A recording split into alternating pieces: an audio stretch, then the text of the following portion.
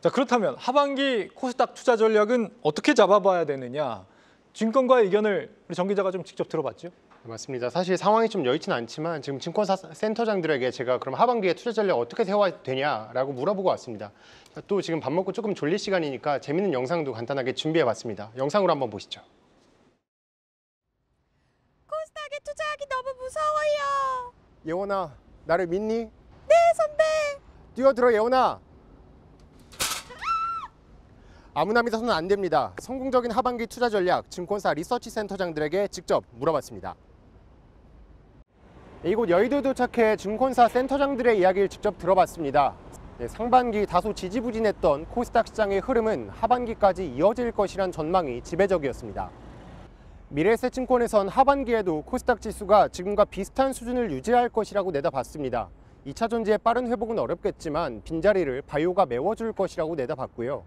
신한투자증권에선 코스닥이 코스피와 비슷한 방향성을 보이겠지만 코스닥의 수익률은 다소 아쉬울 것이라는 전망을 내놨습니다. 다른 센터장들의 의견은 보다 더 부정적이었습니다. 하반기 코스닥이 방향성을 잡기까지 조금 더 시간이 소요될 것으로 예상되는 만큼 차라리 업종별 투자 전략을 세우는 게 유효하다는 조언도 있었고요. 그리고 코스닥 내 기업들의 이 이익 상승률이 다소 저조할 것으로 기대된다는 점, 투자자들의 관심이 낮다는 점을 고려할 때 코스닥의 상승 여력은 다소 부족할 것이란 부정적인 전망도 이어졌습니다. 하지만 영웅은 난세에서 나는 법이죠. 작년에 에코프로가 있었다면 올해 하반기 코스닥 스타 종목은 어떤 종목이 될지 물어봤는데 증권사 센터장들이 입을 모은 건 반도체, 바이오였습니다. 반도체부터 살펴보면 디램과 낸드의 업황이 개선되면서 상반기 주목받았던 반도체 후공정뿐만 아니라 하반기에는 반도체 전공정 기업을 주목해야 한다는 조언이 나왔습니다. 다만 미국의 AI 반도체가 조정을 받을 경우엔 국내 소부장 기업에도 영향을 미칠 수 있다는 점, 이 점은 유의하셔야겠습니다. 바이오 업종에선 신약과 기술 이전 잭팟을 기대해 볼 수 있겠습니다. 미래에셋증권에선 알테오젠, 리가캠바이오, 펩트론을 중심으로 이 기대감이 이미 형성되고 있다고 짚었습니다. 또한 장기금리가 하락 추세로 전환하고 있다는 점도 바이오 업종에겐 웃어주는 대목입니다. KB증권에선 다른 이야기를 했습니다. 엔터와 게임, 뷰티, 푸드와 같은 소비재 업종을 주목해야 한다는 분석입니다.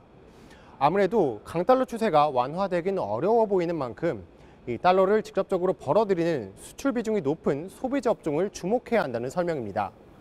자세한 내용은 스튜디오에서 마저 설명드리겠습니다. 네, 보면서 정말 대단하다 싶습니다. 영상 앞부분에 나온 건 뭐예요? 그 연출한 장면. 요즘 양산시에서 네. 한 영상이 있는데 그거를 짧게 좀 패러디를 해봤습니다. 뭐든 그냥 평범하게 하는 법은 없네. 자, 영웅은 난세에 나온다. 이제 개별 종목들의 강세를 상반기에 그런 것들이 좀 있었고 하반기에도 아마 좀 그런 것들을 우리가 좀 주목해서 볼 필요는 있을 것 같은데 섹터별로 좀 보자면 지금 하반기 스타 종목이 나올 섹터 반도체 쪽을 주목하라 이런 의견이 많았다고요. 맞습니다. 앞서서도 계속해서 유망 섹터들을 계속 조명해 주시더라고요. 근데 네. 제가 본 것도 이 반도체 쪽이었습니다. 5개 증권사에서 지금 중복 포함해서 지금 4개 증권사에서 반도체를 가장 먼저 얘기를 했거든요. 근데 사실 반도체라고 하면 너무 광범위하니까 여기서 제가 전공정 이야기를 좀 해드리고 싶습니다. 아무래도 HBM이 떠오르면서 사실 작년 말 또 상반기에서는 이 후공정 쪽이 많이 좀 주목을 받았거든요. 그러니까 한미반도체, 리노공업 전부 후공정 쪽인데 이제는 투자가 이제 전공정 쪽으로 좀 확대가 되면서 이쪽을 지켜봐야 된다는 겁니다.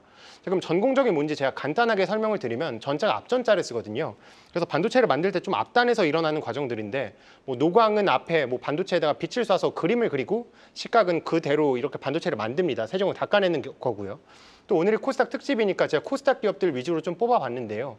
노광에서 장비 쪽에서 파크 시스템즈 이런 기업이 있고 테스나, 이 제우스 이런 기업들 보시면 좋겠고요. 또 소제품 쪽에서는 아무래도 동진세미캠, TCK 이런 기업들 주목해 보시면 좋을 것 같습니다. 네, 하반기에 코스닥 투자자들이 주목해야 될 이벤트는 또 무엇이 있느냐 이것도 좀 알아봤다고요.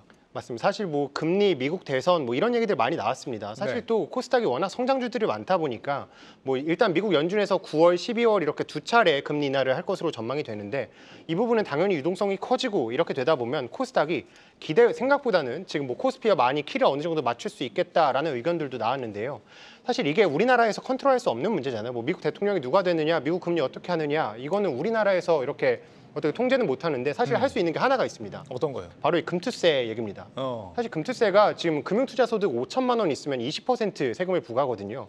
이게 지방세 붙으면 2% 더 붙습니다. 22% 나오고 3억 원 넘어가면 이제 27.5%나 붙는데 이것 때문에 사실 개인 투자자들이 코스닥에 많잖아요. 그렇다 보니까 이 금융투자소득세에 대해서 지금 뭐 개인 투자자들이 지금 좀 들어가기를 꺼려하는 것, 이 부분들이 바로 이 금투세 때문이다. 이 점을 좀 그래서 하반기에 이게 지금 야당에서는 지금 시행해야 된다. 또 정부에서는 폐지해야 된다. 지금 입장이 팽팽하기 때문에 이 부분에 대해서는 조금 변수가 될 수 있으니까 주목하셔야겠습니다. 네, 지수인 정우진 기자였고요. 계속해서 다양한 경제 이슈를 알고 싶다면 구독과 좋아요, 알림 설정 부탁드립니다. AI 캐스터 권미정이었습니다.